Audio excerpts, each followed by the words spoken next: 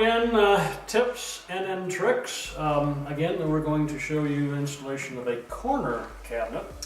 The way to do the upper cabinets is you want to do those before you do the bottoms, because otherwise you're fighting over the counters to try to reach what you need to do at the top side. So anyway, this is very heavy, and so we've installed some stringer boards here, I guess you could call them, and we're going to rest it on that while I screw it into the wall with my able assistant. And so what we've done is we've measured over, found the studs. As you can see, we had a little trouble finding the studs, all those little holes, but that's okay because it's going to be covered up. Now what I've done inside is to measure over to those studs and countersunk, pre-drilled a hole. You can see one will go here, one will go here, also down here at the very bottom. And that's almost it. I did want to show you that these wood pieces on top is to put a piece of molding after installation, and it's made in such a way that I'll have plenty of clearance for opening the door. All right, and that is also made out of natural hickory, which I'll finish before and cut and miter in place. Okay folks, we've mounted the corner unit and also the smaller cabinets on either side, and as we said, those strips underneath was a lifesaver. We couldn't have done it without these strips.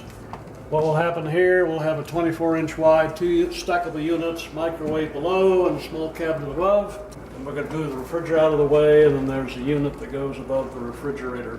And as you can see, this is screws, long screws, 3-inch screws, and that's what I recommend to go into the studs. Use what they look like, construction grade, not sheetrock by any means. Construction grade 3-inch screws is what I recommend. So let me show you briefly what it looks like after the fact. Now we do have some extra ones that you did not see us hang up, but I wanted to show you the boards are now removed underneath. Obviously, when you are finished, that pulls off so much weight off your shoulders trying to lift that up. A couple guys lifting that up while you're screwing that in. All you have to do now is take a little bit of putty, plop some on some of those holes where the screws went into the studs. Bada bing, bada boom. You guys get the idea. Touch that up with a little bit of paint and you are good to go. That installation was so much more easier without having to shoulder press that center unit up there. That would have been a strain. And just make sure you are using proper length screws to go into the studs. We have screws like on every single one, left and right, into the studs. Obviously, you do not want a big unit like that coming down off the wall when it is packed full of canned soups, etc.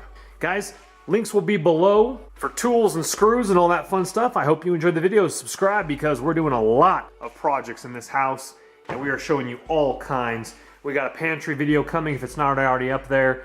We have PEX piping, which is already installed, and that is already up on the channel. Check that out. We'll be hanging up a few other items up here as well. We have this one right here, and of course that one, but that's simple. Screw in the back into studs.